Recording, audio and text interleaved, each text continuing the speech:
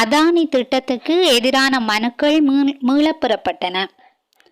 மன்னார் விடத்தல் தீவு பகுதியில் இந்திய அதானி நிறுவனத்துடன் காற்றாலை மின் நிலையத்தை நிர்மாணிப்பதற்கு மேற்கொண்ட தீர்மானத்தை ரத்து செய்ய கோரி தாக்கல் செய்யப்பட்டிருந்த அடிப்படை உரிமை மீறல் மனுக்கள் உயர்நீதிமன்றத்திலிருந்து இன்று மீளப் பெறப்பட்டன. சட்டமா அதிபர் நீதிமன்றத்தில் சீராக்கல் மனு ஒன்றை சமர்ப்பித்து குறித்த திட்டம் மீளப் பெறப்படுவதாக இந்திய அதானி நிறுவனம் இலங்கை முதலீட்டு சபையின் தலைவருக்கு எழுத்து மூலம் அறிவித்துள்ளதாக தெரிவித்திருந்தார். அந்த அறிவிப்புக்கு பின்னர் மனுதாரர்கள் குறித்த அடிப்படை உரிமை மனுக்களை மீளப் பெற்றனர். இதேவேளை சுற்றாடல் நீதிக்கான கேந்திர நிலையம் உள்ளிட்ட 5 தரப்பினரால் இந்த மனுக்கள் தாக்கல் செய்யப்பட்டிருந்தமை குறிப்பிடத்தக்கது. 24 வருடங்களுக்கு அதிகமாக கடனுக்கான வட்டியை செலுத்தாத முன்னாள் அமைச்சர். கமநல சேவை மத்திய நிலையத்தில் அமைந்துள்ள குழு சபைகள் ஊடாக முன்னாள் விவசாய அமைச்சர் SM சந்திரசேன 2001ஆம் ஆண்டில் பெற்றுக்கொண்ட 12,75,000 ரூபாய் தொகைக்கு இதுவரை வட்டி செலுத்தப்படவில்லை என நாடாளுமன்ற உறுப்பினர் சுகந்தகுமார நவரட்ன தெரிவித்துள்ளார். பாதீடு தொடர்பான விவசாயம் மற்றும் கால்நடைத்துறை அமைச்சின் குழுநிலை விவாதத்தின் போது நாடாளுமன்ற உறுப்பினர் இதனை தெரிவித்துள்ளார். விவசாயி ஒருவருக்கு கடன் வழங்கி அதை மிக குறுகிய காலத்தில் வசூலிக்கின்றனர். ஆனால் 24 வருடங்களுக்கு அதிகமான கால பகுதியில் 19,75,233 ரூபாய் வட்டி தொகை அமைச்சரிடமிருந்து இன்னும் வசூலிக்கப்படவில்லை என சுட்டிக்காட்டினார். அவ்வாறு வசூலிக்கப்பட வேண்டிய வட்டியை வசூலிக்க எவ்வளவு காலம் எடுக்கும் என விவசாயம் மற்றும் கால்நடைத்துறை பிரதி அமைச்சர் நாமல் கருணாரட்னவிடம் நாடாளுமன்ற உறுப்பினர் கேள்வி எழுப்பினார். மொத்த தொகையையும் செலுத்துமாறு முன்னாள் அமைச்சருக்கு எழுத்து மூலமாக அறிவிக்கப்பட்டுள்ளதாகவும் அந்த தொகை நிச்சயமாக அறவிடப்படும் எனவும் பிரதி அமைச்சர் நாமல் கருணாரட்ன இதன்போது பதிலளித்துள்ளார். 50,000 ரூபாய் கையூட்டல் பெற்ற மதிப்பீட்டு அதிகாரி கைது. குருநாகல் பௌத்தலோக பகுதியில் 50,000 ரூபாய் கையூட்டல் பெற்ற மதிப்பீட்டு அதிகாரி ஒருவர் கையூட்டல் ஊழல் ஆணைக்குழுவினால் கைது செய்யப்பட்டுள்ளார். குருநாகல் பௌத்தலோக பகுதியைச் சேர்ந்த ஒருவரே இவ்வாறு கைது செய்யப்பட்டுள்ளார். முறைப்பாட்டாளரின் பெயரில் பதிவு செய்யப்பட்ட காணி உறுதி தொடர்பான பத்திரத்துக்கு அரசாங்கத்துக்கு செலுத்த வேண்டிய முத்திரை தொகையை குறைப்பதற்காக இந்த கையூட்டல் பணத்தை கேட்டுள்ளார். கைது செய்யப்பட்ட பெண் வடமேல் மாகாண சபையின் மாகாண வருமான திணைக்களத்தில் பணிபுரிந்த மதிப்பீட்டு அதிகாரி என கையூட்டல் ஊழல் விசாரணை ஆணைக்குழு தெரிவித்துள்ளது. தேசபந்து செவ்வந்தி ஆகியோர் தப்பிக்க வழியில்லை, நலிந்த உறுதி. தேசபந்து தென்னக்கோன் மட்டுமல்ல, மேலும் பலர் கைது செய்யப்பட உள்ளதாக அமைச்சரவை பேச்சாளர் அமைச்சர் நலிந்த ஜெயதிச தெரிவித்துள்ளார். அதற்காக காவல்துறையினரை குழுக்களாக பிரித்து சேவையில் ஈடுபடுத்தியுள்ளதாகவும் அமைச்சர் குறிப்பிட்டுள்ளார். அமைச்சரவை முடிவுகளை அறிவிக்கும் ஊடகவியலாளர் மாநாட்டில் வெகுசன ஊடக அமைச்சர் நலிந்த ஜெயதிச இதனை தெரிவித்துள்ளார்.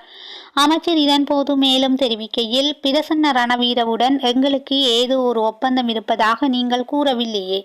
நாங்களும் அவரை தேடிக்கொண்டிருக்கிறோம். செவ்வந்தியையும் தேடுகின்றோம். இன்னும் உங்களுக்கு தெரியாத பலரையும் தேடுகின்றோம். காவல்துறையினரை அதற்காக ஈடுபடுத்தியுள்ளோம். கனேமுல்ல சஞ்சீவ வழக்கில் இதுவரை 13 பேர் கைது செய்யப்பட்டுள்ளனர். விரைவில் வழக்கு தாக்கல் செய்வோம். அந்த 13 பேரில் காவல்துறை அதிகாரிகள் இருவரும், சிறைச்சாலை அதிகாரி ஒருவரும் இருக்கின்றார். இந்த விசாரணைகள் நடத்தப்பட்டு வரும் நிலையில் அரசு இயந்திரத்துக்குள்ளுள்ள அதிகாரிகளை கூட கைது செய்யலாம். காவல்துறை தங்களால் முடிந்த அனைத்தையும் செயல்படுத்துகின்றது. எனவே தப்பிக்க வழி இல்லை. எங்களுக்கு தெரியாத, காவல்துறைக்கு தெரியாத உண்மைகள் உங்களுக்கு தெரிந்தால் அவற்றை முன்வைப்பது நல்லது. சட்டம் நிச்சயமாக செயற்படுத்தப்படும் என்பதை உறுதியாக நம்பலாம் என அமைச்சர் நலிந்த ஜெயதிச தெரிவித்துள்ளார். ஜனாதிபதிக்கும் மேல் மாகாண காவல்துறை உயரதிகாரிகளுக்கும் இடையில் சந்திப்பு. ஜனாதிபதிக்கும் மேல் மாகாண காவல்துறை உயர் அதிகாரிகளுக்கும் இடையில் இன்று ஜனாதிபதி செயலகத்தில் விசேட சந்திப்பொன்று நடைபெற்றுள்ளது. திட்டமிடப்பட்ட குற்றச் செயல்கள் மற்றும் போதைப்பொருள் அச்சுறுத்தலை ஒழிப்பதற்கு தேவையான வசதிகளை வழங்கவும் புதிய சட்டங்களை தயாரிக்கவும் நடவடிக்கை எடுக்கப்படும் என்று ஜனாதிபதி அனுரகுமார திசாநாயக்க இதன்போது தெரிவித்துள்ளார். சட்டத்தின் ஆட்சியை பாதுகாப்பது காவல்துறை திணைக்களத்தின் பொறுப்பு என்றும் ஜனாதிபதி குறிப்பிட்டுள்ளார்.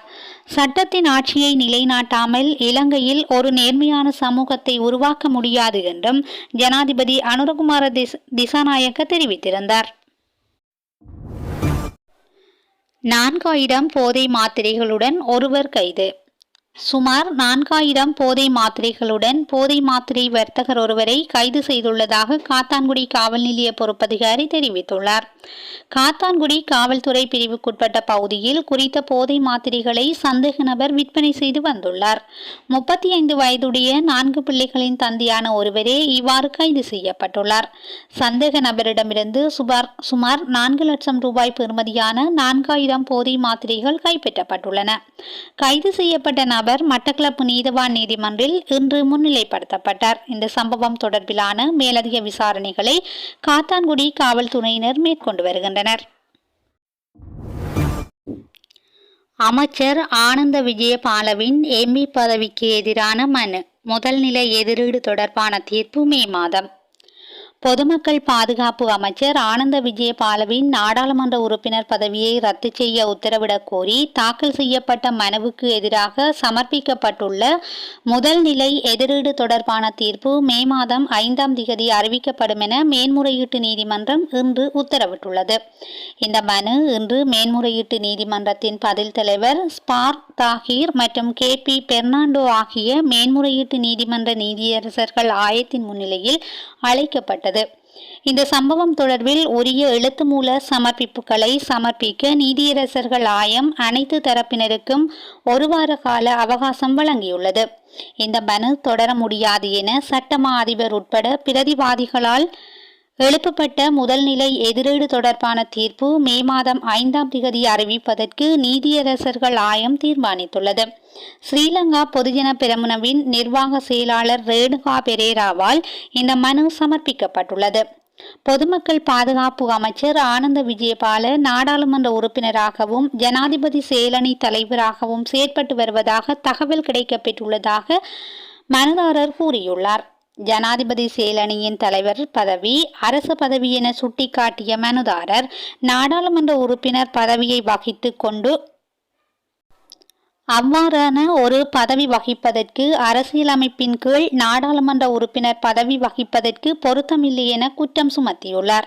ஆனந்த விஜயபால நாடாளுமன்ற உறுப்பினர் பதவியை வகிப்பதற்கு பொருத்தமற்ற நபர் என உத்தரவிடுமாறு கோரி அவரது உறுப்பினர் பதவியை ரத்து செய்யுமாறும் உத்தரவிடுமாறு மனுதாரர் மேன்முறையீட்டு நீதிமன்றத்தில் மேலும் கேட்டுக்கொண்டுள்ளார். ஆஸ்பெஸ்ம நலன்புரி கொடுப்பனவு தொகையை உயர்த்த அமைச்சரவை அனுமதி. ஆஸ்பெஸ்ம நலன்புரி கொடுப்பனவு திட்டத்தில் திருத்தம் செய்வதற்கு அமைச்சரவை அனுமதி வழங்கியுள்ளது. அதற்கமைய நிலையற்றவர்கள் என்ற சமூக பிரிவினருக்கான உதவித்தொகை கிடைக்கின்ற காலத்தை எதிர்வரும் ஏப்ரல் 30ஆம் தேதி வரை நீடிக்க அமைச்சரவை அனுமதி வழங்கியுள்ளது. அத்துடன் இயலாமைக்குட்பட்டவர்கள் மற்றும் சிறுநீரக சிகிச்சை பெறுபவர்களுக்கு வழங்கப்படும் மாதாந்த உதவித்தொகையை 7500 ரூபாவிலிருந்து 10,000 ரூபாவாக உயர்த்தப்பட்டுள்ளது. அதே நேரம் முதியவர்களுக்கு வழங்கப்படும் மாதாந்த உதவித்தொகையை 3000 ரூபாவிலிருந்து 5000 ரூபாவாக உயர்த்த அமைச்சரவை அனுமதி அளித்துள்ளது. செய்திகளை உடனுக்குடன் தெரிந்து கொள்ள SL தமிழ் வலையொலி பக்கத்துடன் இணைந்திருங்கள். நன்றி, வணக்கம்.